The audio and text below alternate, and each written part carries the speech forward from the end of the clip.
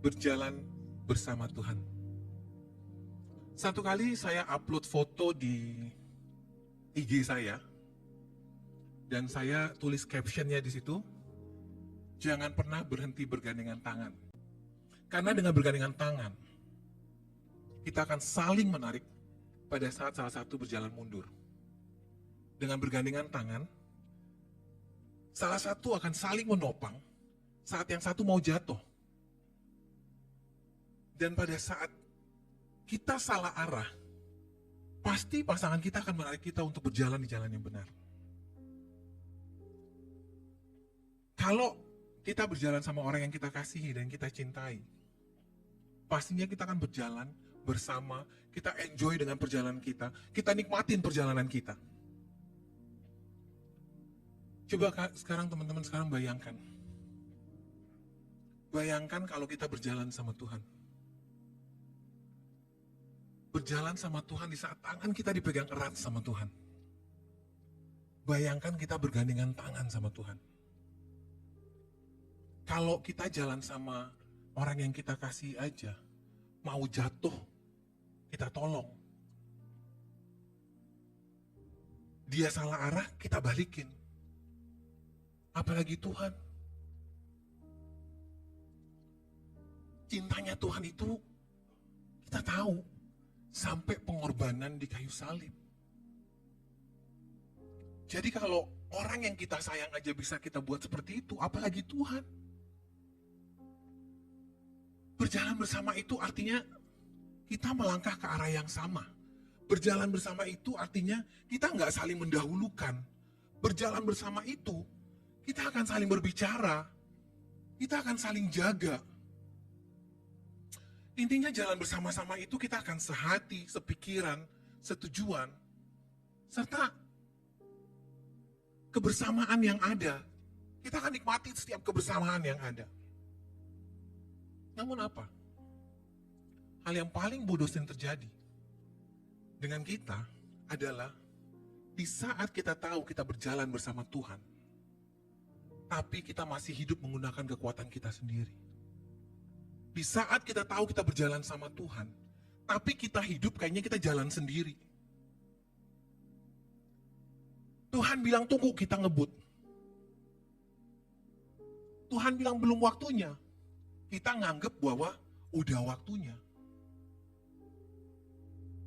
Kita hidup kadang dengan keangkuhan kita, dengan kesombongan kita, dengan kepintaran kita. Padahal setiap pagi apa? Kalau kita berdoa, kita bilang sama Tuhan apa? Tuhan sertai aku.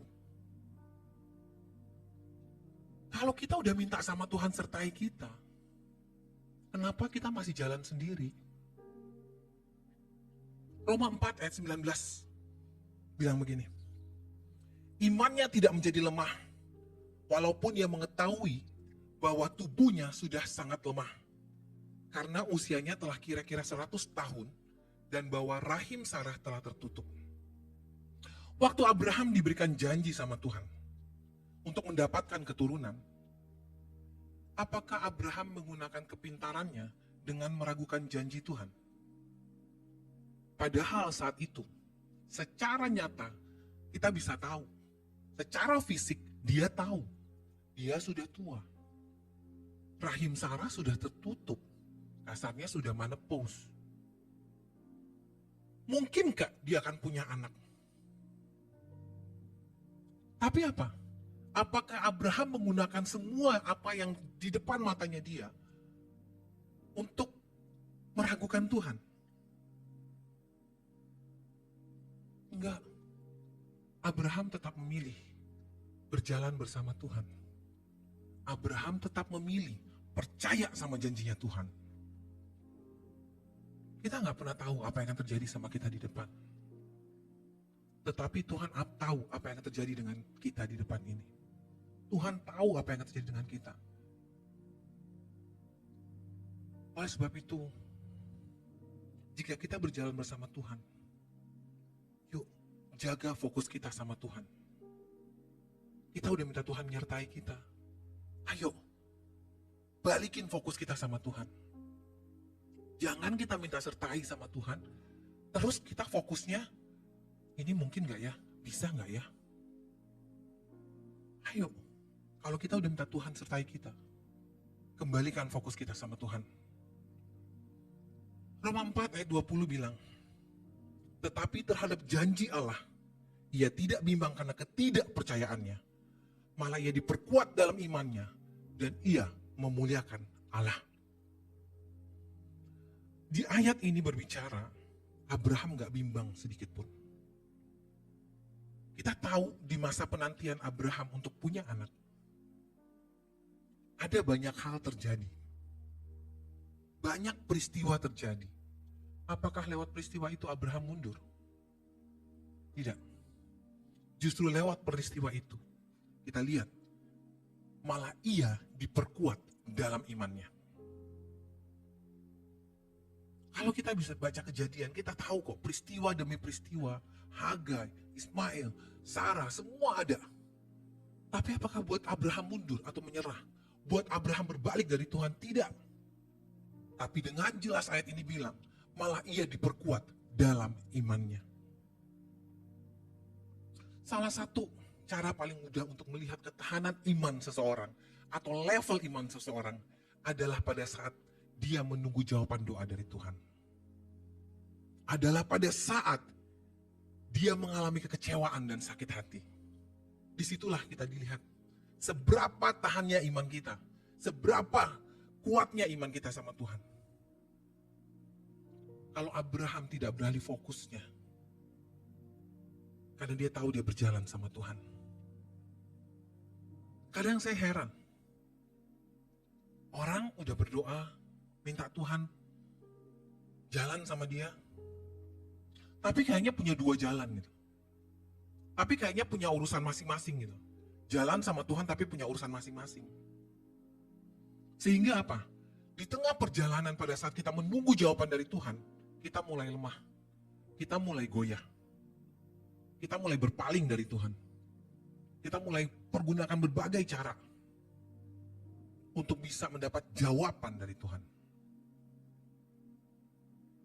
Di saat kita berjalan sama Tuhan, kita minta Tuhan berjalan bersama kita, sikap hati kita harus benar. Sikap hati yang benar akan menjadikan setiap masalah merupakan pelajaran hidup buat kita. Sehingga kita semakin serupa dengan Kristus. Setiap sikap hati yang benar, di saat kita berjalan bersama Tuhan, akan menjadi berkat dan terus menabur kasih. Kalau kita punya sikap hati benar, dalam kondisi apapun, kita tidak akan pernah melepaskan Tuhan. Roma 4 ayat 21 bilang, dengan penuh keyakinan bahwa Allah berkuasa untuk melaksanakan apa yang telah Ia janjikan. Dengan penuh keyakinan. Kita harus yakin apapun situasinya. Apakah kita dalam kondisi sakit, kita dalam kondisi dikecewakan, kita dalam kondisi tertekan, kita dalam masa penantian jawaban doa, jangan pernah alihkan fokus kita dari Tuhan. Jangan pernah lari dari Tuhan. Dan jangan pernah sekali-kali kita melepaskan tangan kita dari Tuhan. Pegang teguh janji Tuhan. Berjalan bersama Tuhan. Orang yang penuh keyakinan berjalan sama Tuhan. Dan punya sikap hati yang benar.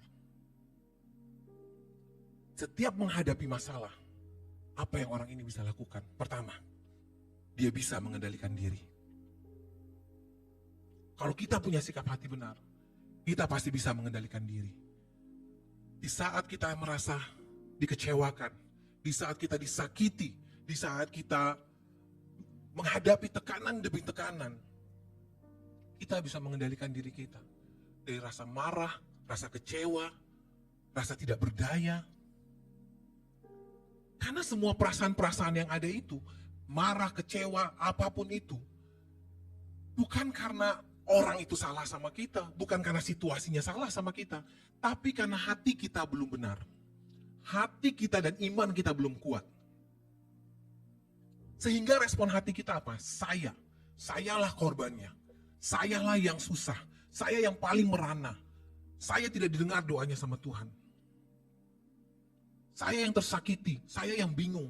Inilah sikap hati kita pada saat kita dapat masalah kalau respon kita tidak benar. Kita nggak bisa kendalikan diri kita. Teman-teman ingat, di saat Tuhan Yesus memikul salib, dia berjalan selangkah demi selangkah. Apakah teman-teman lihat di Alkitab bahwa Tuhan Yesus marah? Apakah teman-teman lihat di Alkitab Tuhan Yesus kehilangan kesabarannya? Oleh karenanya di saat kita menghadapi masalah, kalau kita berjalan sama Tuhan, kita tahu kita tidak akan terpancing. Fokus kita akan sama Tuhan. Kita akan belajar taat sama firman Tuhan. Kita lihat di Mazmur 37 ayat 1. Jangan marah karena orang berbuat jahat. Jangan iri hati kepada orang yang berbuat curang. Jadi kalau kita menghadapi apa yang kita hadapi, kita nggak perlu keluarin rasa marah kita. Mari kita belajar ngatur emosi kita. Jadikan setiap masalah merupakan self-check up atau introspeksi diri kita sendiri. Tanya sama Tuhan, apa ada yang salah sama saya? Apa saya berjalan terlalu cepat, Tuhan? Apa saya meninggalkan Tuhan di belakang? Setiap ada masalah, yuk kita self-check up, yuk kita tanya. Mungkin kita yang terlalu berandai-andai atau bersaya-saya. Kalau memang kita harus rubah, mari kita rubah. Jangan pernah mengikuti emosi kita. Jangan tidak pernah mengendalikan diri kita.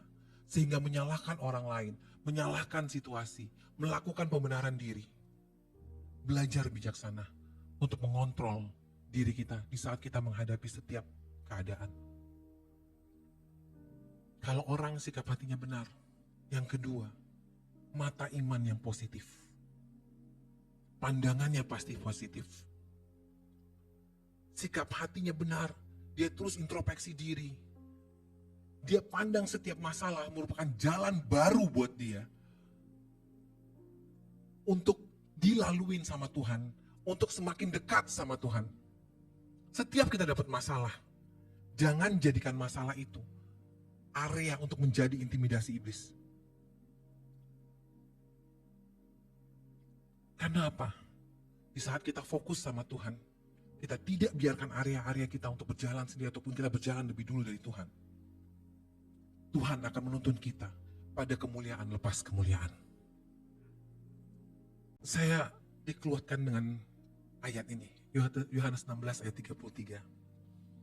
Hal-hal ini telah kukatakan kepadamu, agar di dalamku engkau dapat memperoleh damai sejahtera. Di dunia ini engkau akan mengalami kesukaran. Tapi teguhkanlah hatimu. Aku sudah mengalahkan dunia. Pada saat saya dapat firman ini, saya tahu. Saya jalan sama Tuhan. Saya tahu, saya akan baik-baik saja. Saya tahu, Tuhan akan terus bersama saya. Di saat respon hati kita benar, kita tahu indahnya berjalan sama Tuhan. Bukan berarti jalan sama Tuhan itu gak ada masalah ya teman-teman, enggak. Justru Tuhan gak akan kasih masalah demi masalah ke kita. Supaya kita tahu, kita jalannya sama Tuhan. Supaya kita tahu, tangan kita sama Tuhan dipegang, gak dibiarin. Kalau hari ini saudara sedang dalam keadaan berbeban berat, atau ada yang sakit, mungkin ada yang disakiti, ada yang dikhianati, atau yang punya masalah finansial. Coba kita tutup mata kita sebentar. Kita bayangkan sejenak saja, kita sedang berjalan bersama Tuhan. Kita sedang bergandengan tangan dengan Tuhan. Kita sedang berjalan selangkah demi selangkah dengan Tuhan, memikul salib. Dan kita berbicara sama Tuhan. Di saat kita berbicara sama Tuhan, Tuhan, ini aku. Bawa semua masalahmu. Ngomong sama Tuhan. Karena saudara sedang berjalan bersama Tuhan, pakai kesempatan itu untuk berbicara sama Tuhan.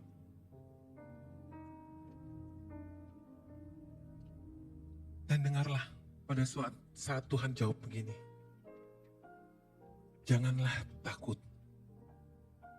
sebab aku menyertai engkau. Janganlah bimbang, sebab aku ini Allahmu.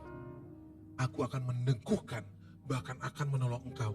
Aku akan memegang engkau dengan tangan kananku yang membawa kemenangan. Amin.